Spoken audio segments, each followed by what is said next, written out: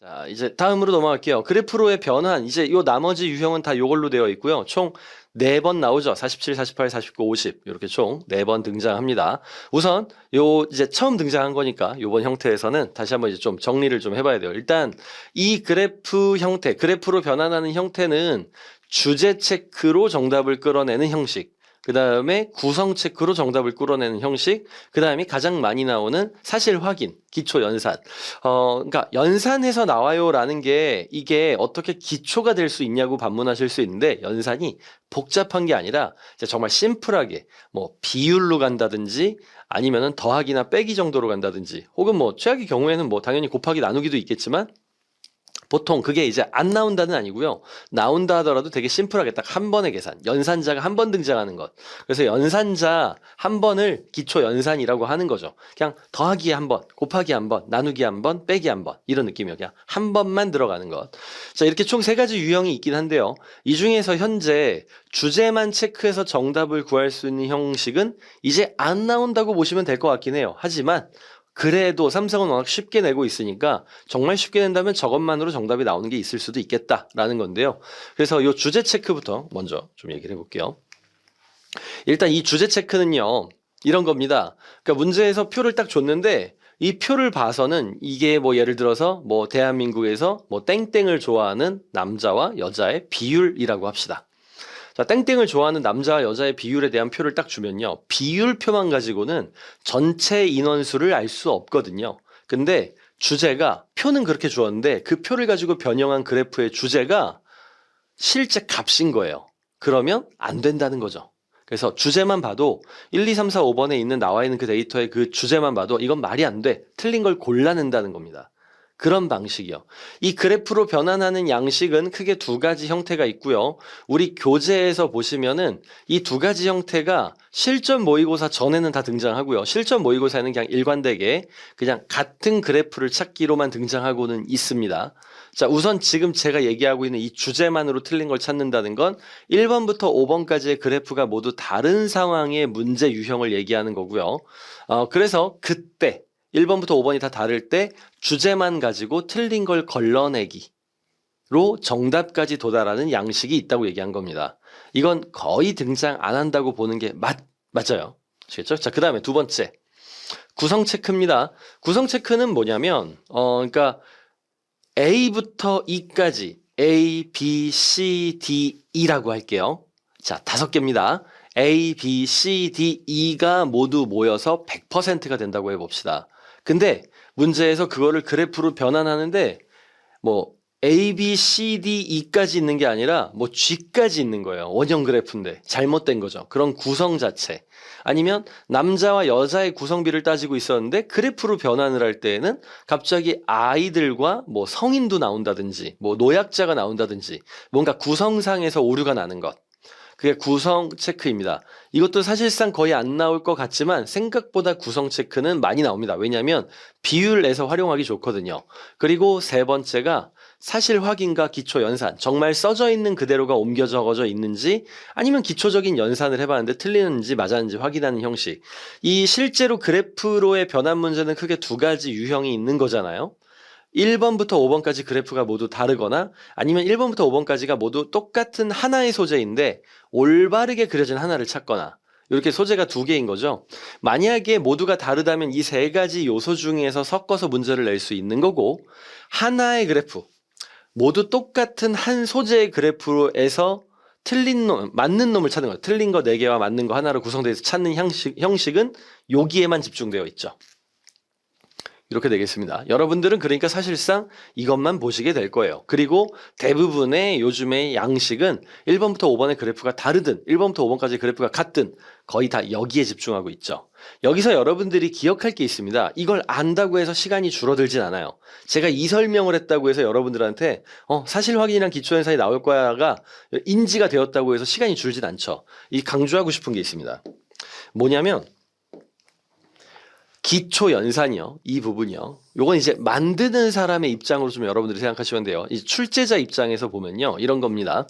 실제로 한번 꼭 만들어 보시면 너무 좋을 것 같아요. 이 문제를 여러분들이 만드신다고 하면은 어디서 만드시겠습니까? 거기서부터 출발이죠. 이걸 만들 거예요. 이걸 시험지화 시키는 타이핑하는 사람, 디자인하는 사람은 어차피 별도로 있습니다. 디자인하는 사람의 입장이 아니라 그냥 단지 출제자의 입장. 여러분들이 그냥 정말 문제를 출제할 수 있는 어느 지식은 있잖아요. 실제로 그리고 여러분들 삼성 지사트 응시하시게 되면 여러분들 시험 문제는 여러분들의 선배와 연구원들의 조합으로 만들어진단 말이에요. 그럼 선배들이 이 문제를 만들 때는 손으로 그릴까요? 아니죠. 컴퓨터로 하지 않을까요? 자, 그러면은 무슨 프로그램 쓰시겠습니까? 엑셀. 아마도 가장 무난한 엑셀이죠. 왜? 그래프 그릴 거니까요. 파워포인트도 가능하겠습니다. 그 정도가 되겠네요. 그러면 이 기초 연산 정도를 내기 위해선 비율이나 덧셈, 뺄셈 같은 걸 내야 되잖아요. 뭐 어떤 땡땡에서 뭐와 뭐의 비율의 합산을 그래프로 잘 나타낸 것은 이제 이런 식으로 할 거잖아요. 중요한 건 이겁니다. 틀린 그래프를 내기 위해서 여러분들은 어떻게 하시겠습니까? 방법은 두 가지입니다. 어떤 카테고리에 대한 그래프를 틀린 걸 내고 싶어요. 그러면 인위적으로 엑셀에서 셀 그대로 원래 원본에서 복사에다가 붙여놓고 데이터를 일부 수정하는 거죠. 그리고 그걸로 그래프를 내는 겁니다. 그게 방법 1이 될 거예요. 그리고 두 번째 방법이 있죠. 이거보다 좀 더 수월한 건데요. 그래프를 따다가 붙이고 다시 집어넣었을 때, 다시 집어넣어서 뭔가를 변형할 때 그때 전체적으로 데이터와 같이 변한다는 생각을 하는 것에서 본다면 내가 하나를 조정해도 비율 같은 경우는 전체가 다 같이 바뀔 수밖에 없죠. 이해되시죠? 이게 무슨 소리냐면 일단 요건 너무 말로 많이 했어. 자, 보여드릴게요. 자, ABC가 있습니다. 자, 일단 ABC에 대한 비율이 나와 있는 우리가 그래프를 본다고 해봐요. 원래 그래프가 100, 200, 뭐 150 이렇게 돼 있다고 해볼게요. 1500으로 썼네요. 1500으로 합시다. 자, 이렇게 돼 있다고 해볼게요. 자, 이거를 틀리게 여러분들한테 보여주고 싶어요. 그래서 엑셀에서 원래 있는 이거를 그대로 복사에다가 다시 붙여넣은 다음에 한 놈을 변형할 거예요. 자, 이걸 비율로 따진다고 할 때, 자, 이 100을 내가 일부러 좀 다르게 하려고 400으로 변형을 하는 겁니다. 물론 이런 생각을 할 수도 있겠죠. 내가 이 100을 조금만 변형해야지. 사람들이 조금 더 어렵게 느끼게 라고 해서 100을 110으로 변형해야지라고 할 가능성이 있느냐? 없다고 보시면 돼요. 왜냐하면 그건 그동안 그랬으니까. 그냥 단지 귀납적 추론입니다. 뭐 합리적인 추론 정도로 좀 이해하도록 하죠. 왜냐하면 그 4년 동안 그런 짓은 하지 않았으니까. 그렇게 못된 짓을 하지는 않고 있습니다. 그래서 일단 데이터가 좀 크게 변한다고 봐야 되는데 비율상 얘를 400으로 조정하면 얘네 비율은 고정이고 얘만 바뀌는 게 아니잖아요. 합산해서 바뀌는 거니까 데이터가 다 어그러집니다. 있는 데이터의 그대로를 복사에다가 일부를 바꿔도 이 비율 같은 경우엔 전체가 어그러지게 되죠. 일단은 이런 특징이 있겠고요. 그 다음에 두 번째, 이거 말고요. 두 번째 어떤 방식도 있을 거냐면 표에는 저렇게 딱 한 세트만 있는 게 아니라 뭔가 여러 데이터가 있지 않겠습니까? 그러니까 데이터가 너무 심플하진 않을 테니까요. 그러면은 차라리 A 카테고리를 계산해야 되는데 틀리게 내기 위해서 그냥 B 카테고리를 넣는 겁니다. 그게 출제자가 선택할 수 있는 또 다른 방향이 되죠. 여러분들이라면 어떤 걸 선택하시겠습니까? 굳이 일부러 엑셀표에서 다른 표를 또 따다가 새로 데이터를 만드는 걸 택할 거냐? 아니면 그냥 그 같은 표 안에 있는 것 중 좀 비슷한 양상을 보이는 다른 표를, 그러니까 다른 값을 넣어서 그래프를 구성할 거냐의 선택이에요. 대체적으로 보시면 그동안 좀 역사적으로 볼 때에는 그 안에서 일부를 변형하는 건 더하기 빼기에서 좀 나오긴 했고요. 그리고 비율 같은 경우에는 그냥 차라리 다른 카테고리를 넣는 경우가 더 많았습니다. 여기서 이제 제가 하고 싶은 얘기는 이거예요. 그래서 여러분들이 뭘 알아야 되느냐?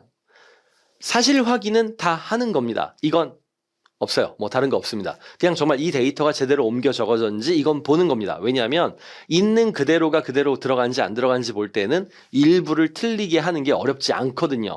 그리고 전체 영향을 안 주거든요. 이건 다 확인하는 게 맞습니다.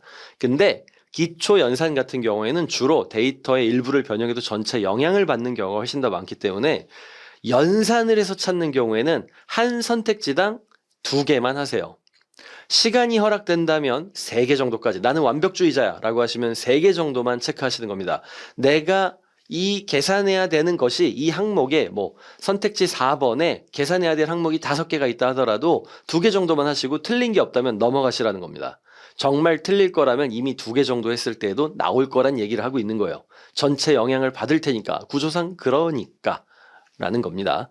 그래서 여기 사실 확인은 다 할 것, 기초연산은 2개 정도만 할 것. 그리고 플러스 알파로 시간이 없을 경우엔 여러분들이 정말 찍어야 되는 상황이 되었다면 3번 이후에 정답을 찍는 것을 추천은 합니다. 왜냐하면 비율적으로, 확률적으로 그게 좀 높습니다. 출제자 입장에서 1번과 2번보다는 3, 4, 5번 이후에 요 정답을 배치하는 게 조금 더 자연스럽게 더 많이 그렇게 돼요. 이유는 간단합니다. 공을 많이 들이거든요. 이 문제를 출제할 때 계속 봐야 돼요. 이 데이터를. 그러면 정답이 앞에 있는 걸 자꾸 점차 계속 확인할 때마다 뒤로 밀고 싶어지는 그런 욕구가 발생합니다. 좀 특이한 거죠. 그래서 3, 4, 5번 이유가 많습니다. 물론 공교롭게도 제가 지금 이 설명을 하고 있는 47번은 3, 4번 이후에 정답이 있진 않아요. 하지만 그럼에도 불구하고 저는 3번 이후에 정답으로 찍는 걸 추천드린다는 겁니다. 엄청 쉽게 나올 거라 여러분들 찍지 않으실 거고요. 2, 3번 정도 계산한 걸로 계속 선택지 넘어가면서 빠르게 정답에 도달하시게 될 겁니다. 48번입니다. 요번에 문제 역시 똑같기 때문에 이제는 그냥 정말 문제부터 바로 들어갈게요. 아직 안 푸신 분이 있다면 이제 요거에만 좀 집중하시고 그냥 가면 됩니다. 사실 확인은 다, 계산은 2개만. 시간이 된다면 3개까지. 아시겠죠? 자, 1번 볼게요. 여기 지금 단순 사실 확인입니다. 화재 발생 건수 그대로 옮겨 적어져 있는지 보는 거고요. 정말 그대로 옮겨 적어져 있으니까 문제 없으니까 오케이. 체크. 이건 그냥 항상 이런 겁니다. 그냥 정말 체크는 다 하시는 거예요. 빠르게 체크하시고요. 자, 그 다음에 2번째. 이제 기초연산입니다. 여기 편차의 절대값이라고 되어 있는데요. 여기서 잠시 편차가 뭐냐? 평균과의 차이가 편차입니다. 물론 정확히는 평균에서 얼마나 더 올라갔느냐 내려갔느냐이기 때문에 그 데이터에서 평균을 빼야 됩니다. 하지만 지금은 절대값이라고 언급이 되어 있으니까 여러분들이 그냥 다 양수로 쓰시기만 하면 돼요. 평균이 나와 있고요. 평균과의 차이를 계산하는 건데 자, 어떻게 한다고 했죠? 계산할 때는 2개 정도만 하시면 될 거라고 했고요. 그리고 계산은 하기 편한 거 위주로 하시라고 했습니다. 여기 바로 위에 거 하기 편하네요. 97과 50이니까 47 차이가 나고 47 문제 없습니다. 이 정도 할게요. 그 다음에 여기 180이랑 150이면은 30 차이가 나고요. 30 문제 없습니다. 뭐 184는 그러니까 34가 될 거고 한 3개 정도 체크해봤는데 문제 없네요. 그러면 넘어갑니다. 자연스럽게요. 여기서 누군가가 이제 반문할 수 있죠. 이런 거는 계산 하나 틀리게 한다고 해서 전체 밸런스 무너지지 않는데 맞아요. 무너지지 않습니다. 제 말은 이건 정말 높은 가능성으로 2, 3개만 해도 정답이 나올 만큼 최대한 많이 어그러뜨리는 게 일반적인 패턴이라는 겁니다. 일반적으로요. 그렇기 때문에 2, 3개만 하고 넘어가는 게 합리적이라는 거죠. 그래서 문제 없으니까 넘어가고요. 이제 3번입니다. 자, 이번에도 역시 기초 연산으로 나왔어요. 이거 뭐 하는 거냐면은 이제 요 전년도 대비해가지고 얼마 증가했는지 감소했는지 하는 거고요. 여기 앞자리 정도로만 하세요. 427에 400이면은 27이 빠졌습니다. 보니까 27 빠져 있고요. 그 다음에 451이니까 51 정도, 51 근처 왔다 갔다 해서 들어갈 겁니다. 50이죠? 근데 뒤에 9니까 오케이. 그 정도. 자, 한 번 더 할까요? 51에서 79면은 28이고요. 28 정도 들었고요. 여기 28 정도 되어 있습니다. 오케이. 3개 정도 해봤는데 무리 없다. 넘어갑니다. 자, 그 다음 4번입니다. 요번에도 역시 기초 연산으로 나왔고요. 지금 보니까 화재 발생 건수, 인명 피해자 수 이렇게 나와 있는 이 부분부터 할게요. 지금 뭐라고 되어 있냐면은 건수 대비 인명 피해자 수 비율이라고 되어 있습니다. 얘는 다 틀렸습니다. 건수 대비 인명 피해자 수 비율 다 틀렸습니다. 지금 여기 보시면은 건수가 1000건으로 하라고 했거든요. 그러니까 그냥 건수가 1000건이니까 여기를 1000으로 약분한 요 정도 숫자로 나눠 달라는 건데 40한테 몇을 곱해야 2000이 됩니까? 40한테 몇을 곱해야 50을 곱해야 2000이 되죠. 그죠? 그러니까 기본적으로 이 숫자가 맞았는지 틀렸는지를 보기 전에 이미 그냥 이 숫자의 크기 자체가 틀렸죠. 40한테는 50을 곱해야 2000이 되니까 이 분수 계산은 적어도 10의 결과 52, 55 이런 식으로 써 있어야 되는데 아예 5.2로 써 있다는 거죠. 아예 계산할 가치가 없어진 겁니다. 어때요?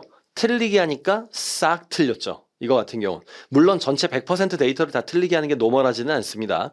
저는 일단 어떤 그런 하나의 대표적인 좀 사례를 보여드린 거죠. 그래서 얘는 하기도 전에 이미 하나만 계산해봐도 틀렸고 나머지도 당연히 다 틀렸다는 거 확인할 수 있습니다. 그래서 틀렸고 틀린 거 찾았으니까 정답 나왔죠. 정답 4번입니다.